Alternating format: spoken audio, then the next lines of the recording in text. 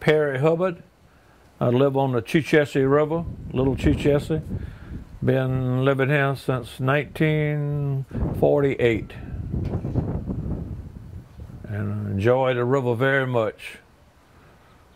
I hope we can keep it like it is now, keep it nice and fresh and clean and flowing.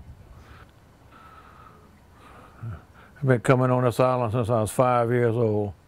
All right. We used to take care of it for Mr. Lucas years ago. Nothing on here then but wild hogs and wild cows, if you want to call them that.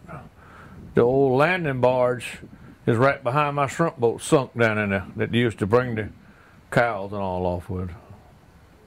And so how long have you had a shrimp boat?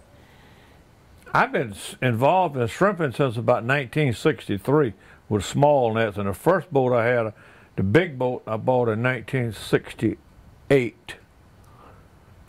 And then, ever since then, my daddy was a plumber, and then he got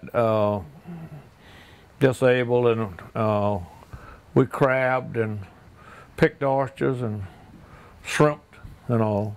Which areas did you do that here? Right here in Port Royal Sound. Uh-huh. Crabbed up these rivers and all in there. And with the as far as Chechessee Creek goes here, and Chechessee River, what kinds of fish are common in this area, or have you caught here? Mullet, trout. Most people we call them bass. Most people call them redfish. Yeah. We call them bass, and just like David, the sheephead and flounder. That's good flounder gigging. I can leave my house right there with my youngest grandson gigging. No, I've cranked the motor and come all the way up to right in here on this bend, maybe to that creek right there, and we'll gig 6, 8 flounders. He's tired, and I'm glad of it. I'm ready to go home. My back's hurting me. Yeah. But to me, this river, and it used to be the Colleton River, is about as pure as you can get. And I see you got a couple of signs, and I don't know what that come from, but that's the first time I ever seen that.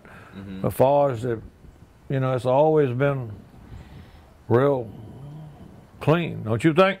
Oh, by all means. Yeah. I mean, that's an example of what I was talking about. All these marine organisms, if it wasn't clean, it wouldn't. Yeah. That's the sign of health, in my opinion. And oyster beds, there's plenty of oysters, and they don't work the beds like they used to. You got these bunched oysters, you got to break them up. And then also, when they used to have over here on Bailey's around here, Mr. Thad Bailey, when they had an oyster house around there, they shook the oysters, pushed the shells in piles, and then in the summertime, or maybe as soon as the oyster season went out, they would put them on barges with a high pressure hose. They a lot of times shovel them, and they'd put out like poles on the low water mark, and they pull the bows line in and shovel the shells back over to grow new oysters. And they don't do that no more.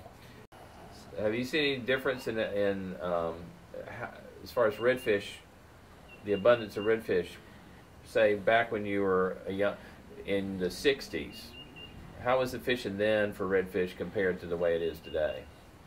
Looks like to me back then, I've been going, they say my mom and daddy put me in an apple basket and took me in the river.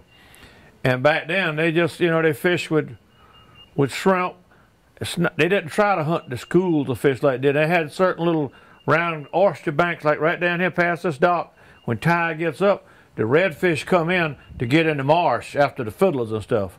And that's that. But it looked like to me, what I've seen it all, that what I can look to see it all look like to me, there's more.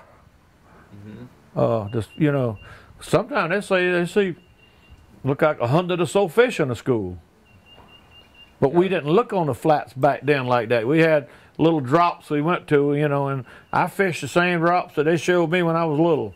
About some new ones, but mostly about where they showed me.